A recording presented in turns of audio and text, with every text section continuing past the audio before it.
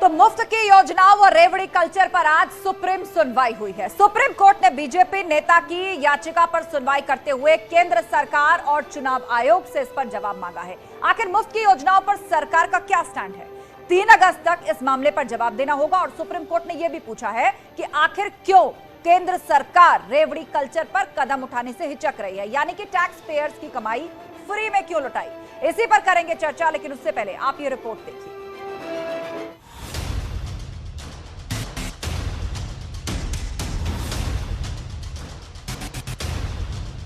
मुफ्त रेवड़ी पर सुप्रीम प्रहार। सरकार को कला लोगों को सिखानी चाहिए, लोगों का ऐसा कौशल विकास करना चाहिए कि वो डेली अपने जीवन को चला सके, ना कि उनको मुफ्त की रेवड़ी देकर के उनको विकलांग बनाने का काम करना चाहिए। जब आपके पास पैसा नहीं है, इसके बावजूद अगर आप मुफ्त कर रहे हो तो कब तक आप कर्ज लोगे?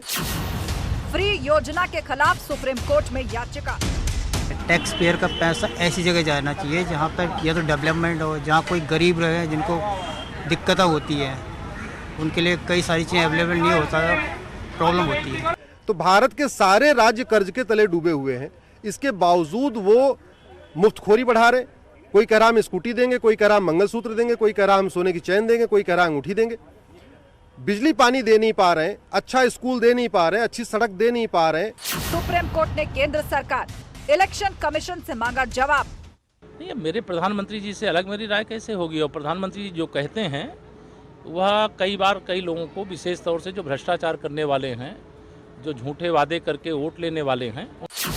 मुफ्त के चक्कर में खजाना हो रहा खाली। मांग है कि जो भारतीय जनता पार्टी ने किसानों को फ्री बिजली देने का वादा किया था वो पूरा सरकार करे, और सदन में ये बात उठाई जाएगी कि बिजली माफी के लिए आपने कहा था बिजली माफ करें। ये बिजली माफ नहीं, ये जबरदस्ती उत्तर प्रदेश से महंगा कोयला खरीदवा रहे हैं। मुफ्त वाली राजनीति पर जारी सियासी संग्राम। फ्री बीज, मुफ्त खोरी, मुफ्त का ये राशन, मुफ्त की दवाई। सर मैंने कहा था प्लीज, ये आदमी को डिमीन कर रहा है आपके नागरिकों को। आप वेलफेयर स्टेट हैं अब तक, थैंकफुली, और चूंकि वेलफेयर स्टेट हैं तो इसमें ये मुफ्त शब्द का इस्तेमाल बंद होना। छोटे छोटे जो उनके पेंशन के सवाल होते हैं, आवास के होते हैं, उस सब निःशुल्क की व्यवस्था। लेकिन जो बड़े योजनाएं बनती हैं, चाहे वो सरकार जो देख रही होगी कि तमाम तरह की योजनाएं जो फ्री में बांटे जाते हैं, वो सिर्फ लोगों को कमजोर बनाने के लिए बांटे जाते हैं। मजबूत तभी होगा प्रदेश, देश तभी मजबूत होगा जब स्वतः वह लोग सक्षम तरीके से अपने आप को यह चीज में ढालेंगे कि नहीं, हमें अब मजबूती के साथ अपने क्षमता के आधार पर हमें कोई कार्य को करना है।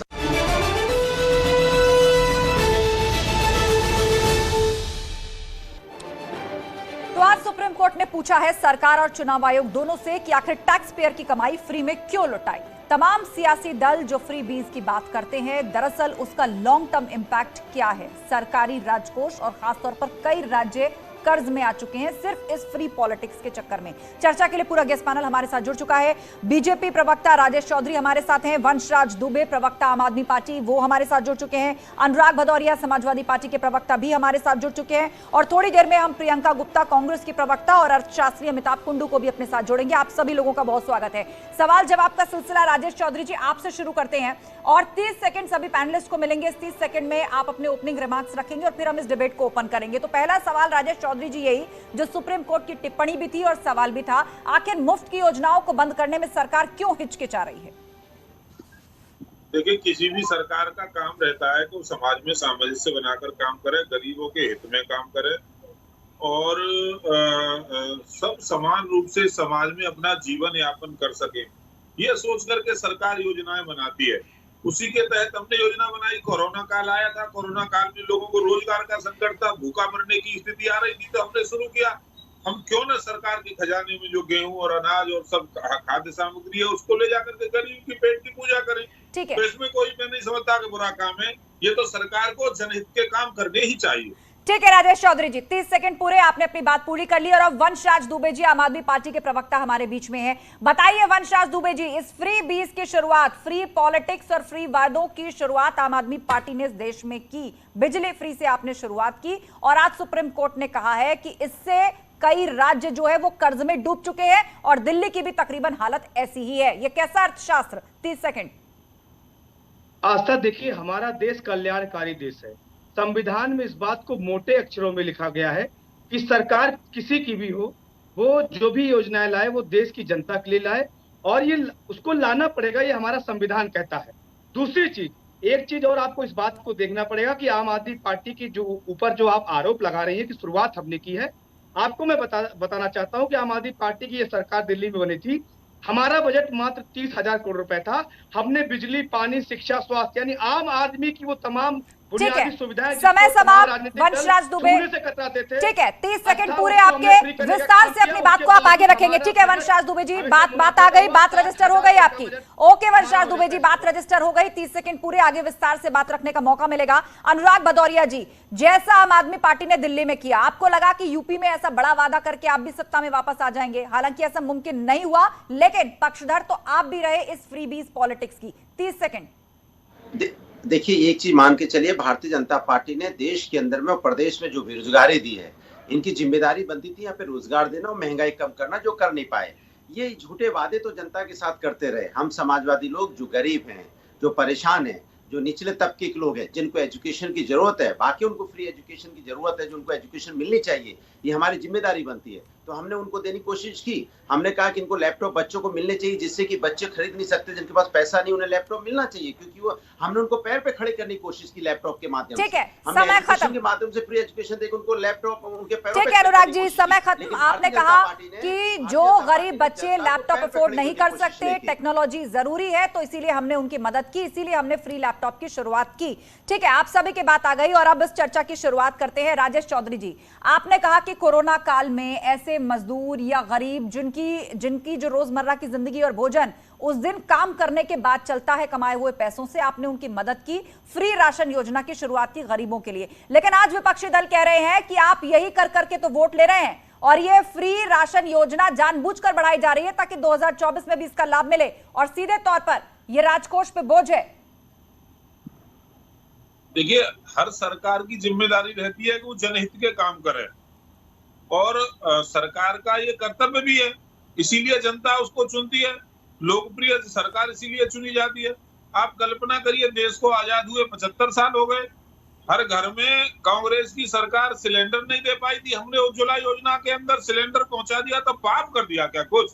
आज गरीब की झोपड़ी में गरीब की पत्नी गैस पे खाना बना रही है, उसकी आंखें फूटती थी, कितने लोग अंधे हो जाते थे, महिलाओं की क्या हालत होती थी। ये कोई अपराध थोड़ा ना कर दिया है, ये तो अच्छा काम किया है। आज हमने आयुष्मान योजना लागू की, आयुष्मान योजना में गरीब 5 लाख तक का फ्री में इलाज करा रहा है। ये तो हमारे लिए बड़े सौभाग्य की बात होनी चाहिए कि हमारी सरकार इतने जनहित के काम कर रही है। अच्छा मुझे बताइए, एक मिनट राजेश चौधरी जी, मुझे बताइए, आप जिन फ्री योजनाओं की बात कर रहे हैं तो आप सोशल वेलफेयर स्टेट है, वो जनता के जन कल्याण के लिए है। आम आदमी पार्टी जो आम लोगों को राहत दे रही है दिल्ली के अंदर बिजली से, वो बोझ कैसे है, वो फ्रीबीज कैसे है, वो वोट लेने के लिए हथकंडा कैसे है? देखिए, बिजली एक अलग बात हो गई और आम आदमी पार्टी फ्री में बिजली दे रही है, तो हमने कब कहा मत दीजिए। उसका आर्थिक स्थिति भी सरकार की ठीक रखिए, उसको ठीक प्रकार से चलाइए, इसमें कोई संदेह नहीं कि गरीब का कल्याण हमें करना ही चाहिए। जिन व्यक्तियों को आवश्यकता है, जो हमारे आर्थिक रूप से पिछड़े हुए लोग हैं, सामाजिक रूप से पिछड़े हुए लोग हैं, उनको यदि सरकार मदद करती है तो मैं नहीं समझता इसमें कोई बुराई है। ठीक है, हमारे साथ थोड़ी देर में सूर्यकांत धस्माना जी जुड़ने वाले हैं, कांग्रेस के प्रवक्ता। इससे पहले वो हमारे साथ पैच हो, वंशराज दुबे जी ये बताइए, ये कैसी फ्री की बिजली दी आपने, अर्थव्यवस्था चौपट कर दी दिल्ली की। सवाल यहां पर ये भाजपा की तरफ से है कि कितने नए स्कूल आपने बनाए, कितने नए अस्पताल आपने बनाए, कितने नए फ्लाईओवर बनाए, या सिर्फ फ्री बिजली दे देकर वोट हासिल कर रहे हैं आप? ये अच्छा मॉडल आपके हाथ लग गया है? नहीं, देखिए आस्था, इस बात को आपको समझना पड़ेगा कि आज ये मुद्दा जो उठा हुआ है, इसके पीछे कहीं न कहीं सिर्फ आम आदमी पार्टी की साफ नियत वाली सरकार वजह है। दूसरी चीज, आज तक क्या होता था आप सोचिए, आज तक जितने भी नेता इस बात का अपोज कर रहे हैं कि जनता को तमाम सुविधाएं नहीं मिलनी चाहिए, उन नेताओं को 50,000 यूनिट बिजली मुफ्त मिलती है हर साल। 10,000 रुपए इस जमाने में, किसी सदी में 700 के रिचार्ज में आप 3 महीने तक मोबाइल चला सकती हैं, बात कर सकती है, नेट चला सकती है। 10,000 रुपए उनको मोबाइल के नाम पे मिलता है। 34 यात्राएं उनको हवाई जहाज की मिलती हैं, ताउम्र उनको पेंशन मिलती है। और ये नेताजी जनता के खिलाफ एक फैसला ले रहे हैं। इन नेताजी को ये तकलीफ हो रही है कि जनता को 300 यूनिट बिजली मुफ्त नहीं मिलनी चाहिए। छोड़िए। तो दूसरी ये बात क्या बताइए, है, फ्री राशन का विरोध आप क्यों कर रहे हैं? वंशराज दुबे, फ्री राशन का विरोध आप क्यों कर रहे हैं? मैं बिल्कुल विरोध नहीं कर रहा। आम आदमी पार्टी लोक कल्याणकारी नीतियों का हमेशा समर्थन करने वाली पार्टी है। लेकिन दोहरा चरित्र भाजपा का यहाँ पर यह है कि अमित शाह कोलकाता की चुनावी रैली में कहते हैं कि हम सत्ता में आएंगे 100 यूनिट बिजली फ्री कर देंगे। भारतीय जनता पार्टी दिल्ली के चुनाव में कहती है कि हम अगर जीत के आएंगे तो 10वीं पास बच्चियों को स्कूटी फ्री कर देंगे। और यही लोग जब गुजरात में, आप सोचिए, एक छोटा सा उदाहरण मैं दे रहा हूं अरविंद केजरीवाल जी की नीति का और इनकी बदनीयती का, भाजपा की बदनीयती का। गुजरात में भाजपा के मुख्यमंत्री, आज तक 30 सेकंड लूंगा मैं, गुजरात में भाजपा के मुख्यमंत्री 180 करोड़ रुपए में खुद के लिए हवाई जहाज खरीदते हैं। लेकिन दिल्ली के मुख्यमंत्री जी 150 करोड़ रुपए में 5 सालों के लिए सरकारी बसों में महिलाओं की यात्रा फ्री कर देते हैं। ठीक है, तो कुल मिलाकर सुप्रीम कोर्ट ने किसी पार्टी का नाम नहीं लिया है, लेकिन राजनीतिक पार्टियों में ये जो कल्चर शुरू हो गया है वोट के लिए, उस पर चिंता जताई है और चुनाव आयोग से भी कहा है कि आप ही कानून क्यों नहीं लेकर आते। बताइए ये सही है क्या? कई राज्य जो है वो कर्ज में डूब गए हैं। हमारे साथ सूर्यकांत धस्माना जी जुड़ गए हैं, कांग्रेस के प्रवक्ता, और अमिताभ कुंडू जी भी हैं, अर्थशास्त्री। सूर्यकांत जी, आप चूंकि अभी अभी जुड़े हैं, इसीलिए आप सबसे पहले हम आपसे ओपनिंग रिमार्क्स लेना चाहेंगे कि आज सुप्रीम कोर्ट ने चिंता जताई है और इस पर सख्त टिप्पणी की है कि ये फ्री की पॉलिटिक्स क्यों हो। आप भी इसके पक्षधर रहे हैं, आपने भी उत्तर प्रदेश चुनाव में इसका समर्थन किया है, उत्तराखंड में भी आपने इसका समर्थन किया है, आपके रिमार्क्स इस पर? नहीं, देखिए, सबसे पहले तो मैं आपको स्पष्ट करना चाहता हूं कि हम समर्थक किसी भी ऐसी योजना के नहीं रहे जो जनता को केवल और केवल वोट के लिए, जब से तब से लेकर आजाद हुआ तब से लेकर अब तक अलग अलग वर्गों का, जिनको सहायता की आवश्यकता हो, जिनको मदद की आवश्यकता हो, जिनको अनुदान की आवश्यकता हो, उनको हमेशा मदद करी, जिनको सब्सिडी की आवश्यकता हो उनको मदद करी। लेकिन फ्री जो आप कह रहे हैं, और जो अभी एक नया जुमला शुरू हुआ है, फ्री की रेवड़ियां, अब मैं पूछना चाहता हूँ फ्री की रेवड़ियां कौन सी है? ये गरीब लोगों को सुप्रीम कोर्ट तो कह रहा है ये वही योजनाएं हैं और वही राजनीतिक वादे हैं जो पॉलिटिकल पार्टीज चुनाव से पहले करती हैं, सत्ता में आती हैं तो टैक्स पेयर मनी से उसे पूरा भी करती हैं। क्योंकि आपने भी उत्तर प्रदेश के अंदर लड़कियों को स्कूटी देने की बात कही थी, उत्तराखंड में फ्री बिजली की वकालत आप भी कर रहे थे जब चुनाव लड़ रहे थे, और अब आप कह रहे हैं कि आजाद भारत के इतिहास में बताइए हमने सिर्फ जरूरतों की मदद की है। तो यहाँ हर सियासी दल यही कह रहा है कि हमने जरूरतों की मदद की है, लेकिन चिंता इस बात की है कि टैक्स पेयर के मनी का इस्तेमाल कैसे होना चाहिए, नई सड़क बनने पर, नए फ्लाईओवर बनने पर, नए स्कूल, नए अस्पताल, या फिर उस टैक्स पेयर मनी का इस्तेमाल आप चुनावी वायदों को पूरा करने में करें। तो ये वोटों को साधने का एक नया हथियार बन गया, एक ट्रेंड बन गया है। अमिताभ कुंडू उस पर प्रकाश डालेंगे, अर्थशास्त्री हमारे साथ है। अमिताभ जी, आप आसान भाषा में, मैं आऊंगी सूर्यकांत जी आपके पास, एक कमेंट हम अर्थशास्त्री से भी ले लेते हैं। मैं आ रही हूं आपके पास। अमिताभ कुंडू जी, आसान भाषा में और 30 सेकंड में हमारे दर्शकों को समझाइए कि अर्थव्यवस्था पर ये फ्री बीज पॉलिटिक्स या ये जो फ्री की रेवड़ियों वाला कल्चर है, ये किस तरह बोझ है और कई राज्य कैसे मुश्किल में फंस चुके हैं, कर्ज के बोझ तले दब चुके हैं। देखिए, आर्थिक और सामाजिक सिद्धांतों के अनुसार जिसको बहुत सारे विश्व के मुल्क में सक्सेसफुली इंप्लीमेंट किया जा रहा है, उसका यह कहना है कि अगर आप सामाजिक गुणवत्ता की चीजें हैं जो आम लोगों को तक पहुंच रहा है और उसके जो सामाजिक फायदे हैं वो इंडिविजुअल व्यक्तिगत फायदे से भी कहीं ज्यादा होता है, जैसे कि स्वास्थ्य, बुनियादी शिक्षा, इससे जो है समाज में हेल्थ की समस्याएं सुधरती हैं, अनएम्प्लॉयमेंट, एक कॉन्शियसनेस बढ़ता है, उसमें निश्चित रूप से सब्सिडी देने में या फ्री बीज देने में कोई परेशानी नहीं है। प्रॉब्लम यह है कि सब्सिडी के अमाउंट इस समय बहुत सारे राज्यों में, अगर आप जो डेट बर्डन को ले और फिस्कल डिफिसिट को ले, वो 7-8% हो गया है। पंजाब निश्चित रूप से उसमें भी है, राजस्थान भी उसमें है, छत्तीसगढ़ भी उसमें है, तो कर्नाटका भी है। बहुत सारे स्टेट्स ऐसे हैं जो लिमिट्स को क्रॉस कर चुके हैं। उसका बेसिक प्रॉब्लम यह है कि हम टारगेटिंग नहीं कर पा रहे। मैं वसंत कुंज में रहता हूं, मेरे साथ में 10 ऐसे हाउस होल्ड हैं जिनके पास ऑन एन एवरेज वसंत कुंज में 3 गाड़ियों से थोड़ा कम है, लेकिन 4-5 महीने में साल का, जहां पर बिजली की डिमांड बहुत ज्यादा नहीं होती, उन्हें मुफ्त में मिलता है। मुझे समझ में नहीं आता कि टारगेटिंग जरूर कीजिए, पोरर सेक्शन पर कीजिए और बिल्कुल बेसिक बुनियादी जो सामाजिक गुणवत्ता की चीज है उस पर कीजिए। लेकिन ये मिडिल क्लास और अपर क्लास पर सब्सिडी जो जा रहा है उसकी वजह से जो स्टेट में क्राइसिस हो रहा है, 5-6 राज्य तो बिल्कुल खतरे के लिमिट के कहीं आगे जा चुके हैं, उस पर निश्चित रूप से हमें चिंतन करनी पड़ेगी। ठीक है, आपने राजस्थान का नाम लिया, आपने छत्तीसगढ़ का नाम लिया, पावर्स हैं।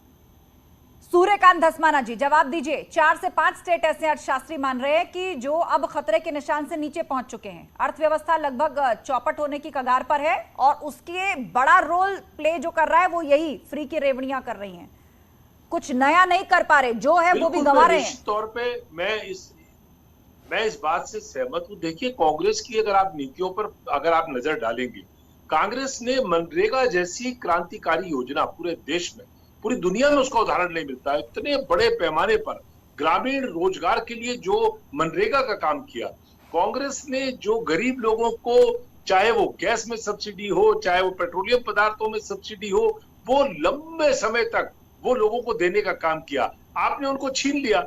ये रेवड़ियां वो फ्री की होती हैं जो आप चुनाव के हिसाब से आप लोगों को कहो कि 80 करोड़ लोगों को हम भोजन बांट रहे हैं, हम खाना दे रहे हैं।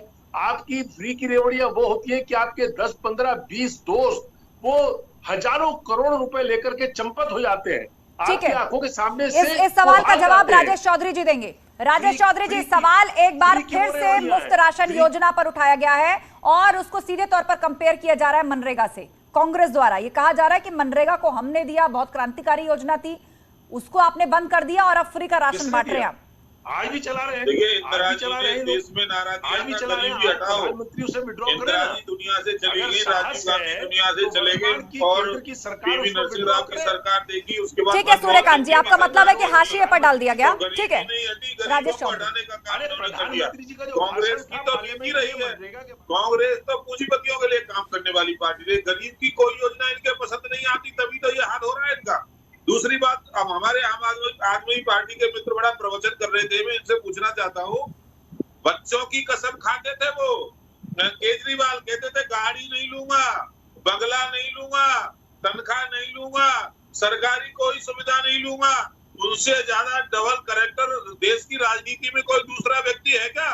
कितने बड़े बंगले में आज रहते हैं, कई करोड़ रुपया तो बंगले के मेंटेनेंस में वो खर्च कर दे रहे हैं। तो यहाँ पे गरीब की बात कर रहे हैं, प्रवचन की बात कर रहे हैं, ये दोहरे आप बिल लेके आइए कि देश भर के सांसदों और विधायकों को पेंशन नहीं मिलेगी। बोला नहीं, आप बिल लेकर आइए कि जो मुफ्त की सेवाएं सांसद विधायक को मिलती है वो नहीं मिलेगी, तनख्वाह नहीं लेंगे, आप सुरक्षा नहीं लेंगे। आप सबसे ज्यादा संख्या में है इस समय देश में, ये दो आप लेके आइए ना, सदन में बिल लेके आइए, हम समर्थन करेंगे आपका। आप मलाई खाएंगे और जनता को आप कहेंगे फ्री, बीज वाली बात। आप खुद तो रेवड़ी खाएंगे, आप कहेंगे जनता को फ्री मिल रही है। पर कसम नहीं खाएंगे, जैसे अरविंद केजरीवाल कसम खाते हैं कि सरकारी कोई सुविधा नहीं लूंगा और सबसे ज्यादा सुविधा वही लेते हैं। बेईमान राजनेता वही है, सबसे ज्यादा भ्रष्टाचारी। ठीक है वंशराज दुबे 20 सेकंड में इसका जवाब दीजिए, फिर अनुराग भदौरिया के पास जा रही हूँ मैं। देखिए आस्था कितना दुर्भाग्यपूर्ण है, दोहरा चरित्र है। मुझे लगता है सबसे पहले सुबह उठ के आईना देखना चाहिए इस भाजपा प्रवक्ता को। नीरव मोदी को 11,400 करोड़ रुपए कर्जा दे देते हैं, विजय माल्या को 9,000 करोड़ का कर्जा दे देते हैं, फसल बीमा योजना में 16,000 करोड़ का घोटाला हो जाता है, अडानी थर्मल पावर प्लांट में 50,000 करोड़ का घोटाला हो जाता है। पूरे देश में 11 लाख करोड़ रुपए पूंजीपतियों को माफ करने वाली भारतीय जनता पार्टी छाती पीटने गरीबों के नाम पे कि गरीबों को 300 बिजली कैसे मिलेंगे, गरीब के बच्चों को अच्छी शिक्षा कैसे मिल रही है, गरीब के घर में अच्छे इलाज कैसे हो रहा है। दरअसल दिक्कत इनको इसी बात की है, इनके एक करके बोलिए आप दोनों। लाखों करोड़ रुपए लूट कर यहाँ से देश से। ठीक है, आरोप के जवाब में एक और आरोप वंशराज आपने लगा दिया, आरोप के जवाब में एक और आरोप लगा दिया, सवाल का जवाब आप नहीं दे रहे। आप दोनों रुक जाइए। अनुराग भदौरिया जी, विरोध इस बात का सिर्फ इसलिए क्योंकि प्रधानमंत्री मोदी ने थोड़े दिनों पहले इस बात का जिक्र किया था और कहा था कि देश के युवाओं को खास तौर पर ऐसे राजनीतिक दलों और पार्टियों से बचना चाहिए जो फ्री की रेवड़ी कल्चर राजनीति में लेकर के आए हैं। ये देश के लिए घातक है। जो लोग फ्री में देने का वादा करते हैं वो नए हाईवेज नहीं बनाते, नई सड़क नहीं बनाते। सही उन्होंने कहा कि फ्री में रेवड़ियां एकदम नहीं बांटनी चाहिए और जो सरकार ऐसा करती है उस सरकार को तो जनता को उखाड़ के फेंक देना चाहिए। क्योंकि भारतीय जनता पार्टी की सरकार में ही फ्री की रेवड़ियां किसको बोलते हैं मैं बताता हूं। 11 लाख करोड़ रुपए माफ कर दिए गए, धन्ना सेठों के एनपीए माफ कर दिए गए, और 2.5-2 लाख करोड़ की कंपनियां 50-50 हजार में बिक गई, लाखों करोड़ रुपया लेके भाग गए देश का, और सब आराम से बैठे हैं।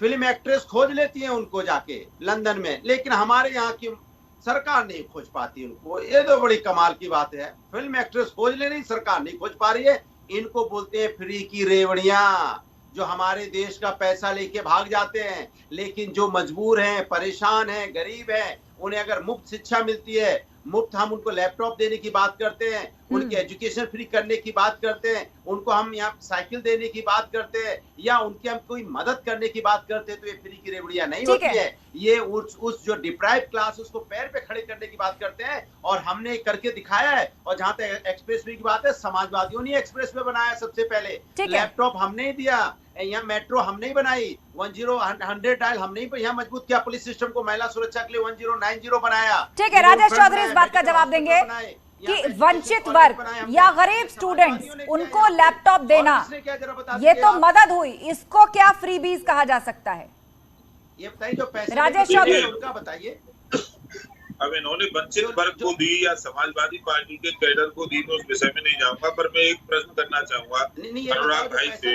इस समय चुनाव से पहले 300-350 करोड़ रुपए इन्हीं के नेता के यहाँ से बरामद हुआ था कैश, और वो जब ये जांच हो रही है, एजेंसियां जांच करते करते 2,500 करोड़ की प्रॉपर्टी लोगों से। एक-एक करके बोलिए आप दोनों। कितने नाम बनाए आपको जो पैसा लेके वो इतना बड़ा भ्रष्टाचार शासन में आने के बाद करते हैं। गरीब का हक मारने का काम तो यही लोग करते हैं, यही करते हैं। आज गरीब को सीधे लाभ होता है, डीबीटी के माध्यम से उसके खाते में पैसा जाता है, तो इनके पेट में दर्द होता है। एक एक करके बोलिए। अनुराग जी जवाब ले लीजिए ना, जवाब ले लीजिए पहले अनुराग जी। चावल, दाल, दूध, दही, छाछ, पनीर पे आप 5% जीएसटी लगा दोगे, उसके मुंह से खाना छीनना चाहते हो, और 11 लाख करोड़ रुपए आप धन्ना सेठों का माफ। ठीक है अनुराग जी, अब इस सबका जवाब ले लीजिए। राजेश चौधरी 20 सेकंड में बात खत्म कीजिए, 20 सेकंड में बात खत्म कीजिए राजेश चौधरी। अनुराग जी जवाब लीजिए राजेश जी से। क्या जवाब देंगे? नहीं, अनुराग जी को भी सुन नहीं पाया, क्या पूछना चाह रहे हैं? उनको खाना मुश्किल हो गया, ये क्या अपनी बात पूरी कीजिए राजेश चौधरी। 11 लाख करोड़। देखिए, जो गरीब के हित का काम होगा उसे भारतीय जनता पार्टी हमेशा करती रहेगी। मोदी जी की सरकार करती रहेगी, योगी जी की सरकार करती रहेगी, क्योंकि हम जानते हैं गरीब का दर्द। जाके पैरन फटी बिवाई वो क्या जाने पीर भराई। अखिलेश यादव को समझ नहीं आएगी, वो सोने की चम्मच मुंह में लेकर के पैदा हुए। वो मुलायम सिंह यादव जी पूर्व मुख्यमंत्री जी के सुपुत्र है, इसलिए उन्होंने गरीबी नहीं देखी। नरेंद्र मोदी जी ने देखी है, वो अपने दम पर आज प्रधानमंत्री देश के बने। योगी जी ने देखी है, वो गरीब घर से आकर के प्रदेश के मुख्यमंत्री बने। वो गरीबों का हित चाहते हैं, ये गरीबों का हित नहीं कर सकते। ठीक है, आप दोनों ने बात पूरी कर ली। राजेश चौधरी, अनुराग भदौरिया, आप दोनों रुक जाइए। आप दोनों ने बात पूरी कर ली। वंशराज दुबे, मुझे बताइए, आपने मुफ्त बिजली या मुफ्त की बात दिल्ली में करी, पंजाब में करी, और अब आप गुजरात में कर रहे हैं, लेकिन सुप्रीम कोर्ट की इस टिप्पणी के बाद, क्योंकि सुप्रीम कोर्ट ने ना सिर्फ सरकारों से सवाल पूछा है बल्कि चुनाव आयोग को भी जवाब देने के लिए कहा है कि आप कानून इस पर क्यों नहीं ले आते, तो मुझे यह बताइए कि किसी प्रदेश का अर्थव्यवस्था का मॉडल चौपट हो जाए, उसके एवज में टैक्स पेयर मनी से आप लोक लुभावने वादे करके उसको पूरा करके, और बार बार जब किसी नई परियोजना को लाने की जरूरत होती है तो आप केंद्र की तरफ देखते हैं और कहते हैं कि हमारे पास फंड्स नहीं है, हमें फंड दो। तो ये मॉडल तैयार कर लिया है आपने, वोट पाकर सरकार बनाने का, और उसके बाद आप हाथ खड़े कर देते हैं कि हमारे पास पैसा नहीं है। अब बताइए, ये नुकसान कर रहा है ना फ्रीबीज? आस्था जी, आप देखिए, इस बात को आप समझिए, किसी भी राज्य सरकार के कामों को आप या तो गुड कहेंगे या तो बैड कहेंगे। आप बताइए कि अरविंद केजरीवाल जी की सरकार, मैं फिर से अपनी बात को रिपीट करना चाहूंगा, और बहुत महत्वपूर्ण बात है। अरविंद केजरीवाल जी की सरकार जब दिल्ली में बनी तो उस समय 30,000 करोड़ का बजट था। हमने बिजली, पानी, शिक्षा, स्वास्थ्य, महिलाओं की बस की यात्रा, तमाम बुनियादी चीजें जनता को फ्री किया, और उसका नतीजा ये हुआ कि दिल्ली में हर परिवार का 15 से 20 हजार रुपये बचने लगा। लेकिन बावजूद उसके आज लगभग 7 साल सरकार चलाने के बाद भी हर बार हमने प्रॉफिट का बजट दिया। आस्था, सबसे इंपॉर्टेंट चीज क्या थी कि हमने तो लेकिन भाजपा जो कि विपक्ष में है दिल्ली के अंदर, वो ये सवाल उठा रही है। वंशराज जी, तो आप ये बताइए, अगर आपने प्रॉफिट का बजट दिया है तो नया क्या बनाया है दिल्ली में? दिल्ली की सरकार ने कौन सा नया फ्लाईओवर बनाया है, कौन सा नया स्कूल खोला है, कौन सा नया अस्पताल बनाया है? नया क्या बनाया है आपने? जो व्यवस्था थी वही कायम है। आप तो बस एक फ्री का फ्लो बनाए हुए हैं, वो लूप मेंटेन किए हुए हैं और सरकार में वापसी कर रहे हैं बार बार। मुझे बोलने दीजिए। अरविंद केजरीवाल जी की राजनीति जो है उत्तर प्रदेश और अगर दिल्ली के कंपैरिजन में अगर मैं बात कर लूं या भाजपा के राज्यों में और आम आदमी पार्टी के राज्य में बात कर लूं, 5 फ्लाईओवर आम आदमी पार्टी बनाती है, 300 करोड़ रुपए आस्था जी बचाने का काम करती है। आपने कभी सुना था हिंदुस्तान के इतिहास में कि 100 करोड़ रुपए का पुल पास हो और वो 80 करोड़ में बन जाए? आपने कभी सुना था? संभव नहीं था। लेकिन संभव कैसे हुआ? आम आदमी पार्टी की राजनीति में अरविंद केजरीवाल जी के मॉडल द्वारा संभव हुआ। आज आप देखिए, एक तरफ दिल्ली का मॉडल है, दूसरी तरफ गुजरात का मॉडल है। गुजरात में जहां पर आप देखिए शराबबंदी के नाम पर जहां पे शराबबंदी है, आप सोचिए 55 लोग की मौत हो जाती है और सरकार उस मुद्दे पर बहस भी नहीं करना चाहती। एक तरफ दिल्ली मॉडल है जहां पर दलाली करते थे भाजपा के लोग, जहरीली शराब के नाम पर, जहरीली शराब बेचने के नाम पर भाजपा दलाली खाते थे। उस जब दलाली को अरविंद केजरीवाल जी ने बंद कर दिया तो ये यहाँ भी सड़क पर उतर आए। तो इनकी एक बदनीयत है। एक तरफ अरविंद केजरीवाल, आपने भाजपा पर आरोप लगाए, भाजपा इसका जवाब देगी, लेकिन वंशराज जी मैं चाहूंगी कि 10 सेकंड में आप समअप करें और मुझे बता दें कि कौन सा फ्लाईओवर बना है, कौन सा स्कूल बना है और कौन सा मेडिकल कॉलेज बना है। कौन सा ऐसा नेता है जो जनता के लिए काम कर रहा है? ठीक है, जवाब दीजिए राजेश चौधरी। वो तो कह रहे हैं कि हमने 30 करोड़ बचाया है, हमने फ्लाईओवर बचाया है, हमने एक ऐसा मॉडल तैयार किया है कि टैक्स पेयर के मनी से हम उन्हीं को फायदा पहुंचा रहे हैं, हम तो मुनाफे में चल रहे हैं। देखिए, झूठ बोलने का जो ट्रेनिंग सेंटर है आम आदमी पार्टी, पूरी दुनिया ने देखा। दिल्ली में जरा सी बरसात हो जाती है तो त्राय त्राय हो जाती है। लोग अपने घरों को जाने के लिए नाव डालनी पड़ती है। आज दिल्ली में ऐसी आबकारी नीति लाई है कि लोग एकदम ऐसा लग रहा है जैसे शराब का तांडव हो रहा हो, जैसे दुनिया के अंदर सबसे ज्यादा यही ये सब होता है। तो ये सब शराब माफिया को पनपाने के लिए और दिल्ली के अंदर भ्रष्टाचार पनपाने का किसने काम किया है? उत्तर प्रदेश में आपने कोरोना के समय दलाली खाई, आपने कोरोना के समय में सरकारी कस्तूरबा गांधी बालिका विद्यालय में घोटाला करने का काम किया, उनसे कमीशन खोरी करके उन्होंने शराब की जो नीति लागू की और प्राइवेट लोगों के साथ, फैक्ट्री वालों के साथ बैठ करके ये सब काम किया। बात रखिए, ये सब जानती है पूरे देश की जनता। अरविंद केजरीवाल का मॉडल पूरी तरह से फेल हो चुका है। गरीब त्राय त्राय कर रहा है। कोरोना के अंदर कैसे लोगों को भगाया दिल्ली से? उनके घरों की बिजली काट दी, उनको पीने का पानी नहीं दिया गया। पूरा हाईवे भर के चलता था। Yamuna express way, Meerut highway, Gurgaon highway, 700 पैसा लग रहा था। जैसे तबाही आ गई हो दिल्ली के अंदर से लोगों से भगाया है। तो ये तो दुनिया का सबसे बड़ा। अच्छा ठीक है, आप सभी लोगों ने अपनी अपनी बातें रखी, लेकिन top of that supreme court ने कहा है कि फ्री का प्रसाद बंद करो सरकार।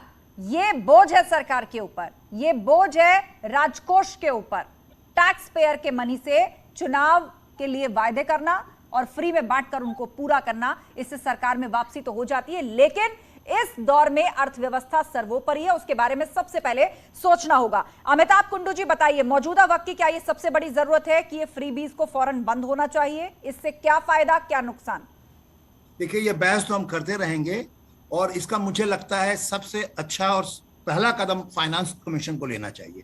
एनके सिंह जो चेयरमैन थे 15 फाइनेंस कमीशन के, उन्होंने बहुत बड़ा लेक्चर दे दिया कि साहब ये स्टेट को बंद करना पड़ेगा। लेकिन मुझे लगता है जब तक कि स्ट्रिक्ट नॉर्म्स नहीं बनेंगे कि फाइनेंस कमीशन के एलोकेशन में ये फ्रीवीज और जो लोन्स जो डेट्स दिए जा रहे हैं उस डेट पर जो इंटरेस्ट है उसको कैलकुलेट करके अगर आप रेगुलेट करेंगे फाइनेंस कमीशन के द्वारा, इलेक्शन कमीशन के बस की बात नहीं है, तो निश्चित रूप से एक मैसेज जाएगा। देखिए, मेरा कैलकुलेशन ये है कि एक क्रेडिट रेटिंग एजेंसी ने बताया है कि 6 राज्य हैं और ये बिल्कुल पॉलिटिकल स्पेक्ट्रम को काटा क्रॉस करता है, जिसमें पंजाब है, छत्तीसगढ़ है, राजस्थान है, कर्नाटका है, बिहार है और यूपी भी जो अभी वादा किया है पिछले इलेक्शन में, उसको पूरी करते करते जो टोटल डेट बर्डन है वो स्टेट इनकम का करीब 40 से 50% हो गया है। निश्चित रूप से यह खतरे की सीमा के ऊपर है और इन राज्यों को इस पर कड़ी एक्शंस लेने पड़ेंगे और इसके लिए मुझे लगता है कि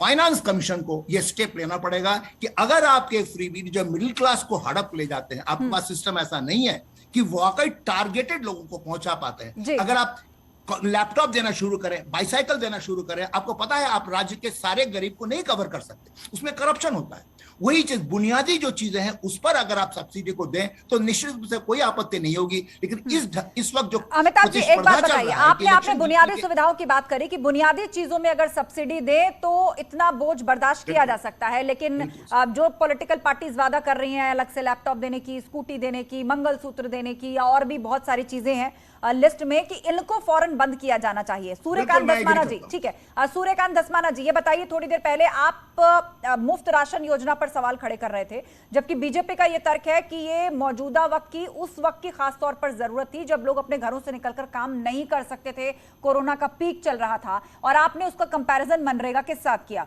लेकिन अर्थशास्त्री मानते हैं कि बुनियादी चीजों में सब्सिडी या उसके माध्यम से मदद की जा सकती है। निश्चित तौर पे की जा सकती है। मैं आपको वही तो बता रहा हूं कि मनरेगा किसकी देन है। आज प्रधानमंत्री क्या इतनी हिम्मत रख सकते हैं कि वो मनरेगा को समाप्त कर दे, जिसके बारे में इतना लंबा चौड़ा और भद्दा भाषण उन्होंने पार्लियामेंट के अंदर दिया था। नंबर 1। नंबर 2, 8-8 हजार करोड़ रुपए के जहाज आप अपनी सैर करने के लिए ला सकते हैं, लेकिन गरीब जो सबसे मूल उसकी आवश्यकता है, रोटी, उस आटे पर आप जीएसटी लगा देते हैं। जीने पे आटे पे जीएसटी और मरने पे कफन पे जीएसटी। इस प्रदेश के अंदर और देश के अंदर आप कैसी बात कर रहे हैं? मूलभूत सुविधा जो सबसे इंपॉर्टेंट चीज है, रोटी, उसके ऊपर आपने जीएसटी लगा दिया, दूध के ऊपर जीएसटी लगा दिया, छाछ के ऊपर जीएसटी लगा दिया। आपकी बात आ गई, क्योंकि अब डिबेट क्लोज करनी है मुझे। जाते जाते राजेश चौधरी इस पर जवाब देंगे। आप बताइए, एक तरफ मुफ्त राशन बंटवारे हैं और दूसरी तरफ ये सारी चीजें महंगी हो रही है, कांग्रेस पार्टी कह रही है। देखिए, भारतीय जनता पार्टी की सरकार गरीबों की सरकार है और गरीबों के हित में काम करने वाली सरकार है, और गरीबों के हित में हमारे संविधान में भी लगा दिया अवधारणा है कि लोग रोटी में जीएसटी लगा दिया। गरीबों की सरकार बता रहे हैं इसको। अरे भैया, ब्रांडेड पे लगाया। आप जैसे लोग जो एसी में बैठ करके बहस कर रहे हैं ना, जीएसटी लगा जिनको ब्रांडेड कंपनी का चाहिए, आप गरीबों की सोनिया गांधी की तरह से कमीशन नहीं खाया। यहाँ पर इस देश के गरीब का ठीक है, ये मौका, ये वक्त आपसी वाद विवाद या आरोप प्रत्यारोप का बिल्कुल नहीं है। जैसा कि सुप्रीम कोर्ट ने कहा कि मौजूदा वक्त में इसको लेकर सोचना होगा, उसने चिंता जताई और सरकार को यह भी कहा कि आप क्यों ऐसी योजनाएं बंद करने में हिचकिचा रहे हैं, क्योंकि न सिर्फ अर्थव्यवस्था पर बोझ है बल्कि कई राज्यों को उन्होंने कर्ज तले दबा दिया है। सभी पैनलिस्ट का बहुत शुक्रिया इस चर्चा में शामिल होने के लिए। महाबहस में फिलहाल इतना ही।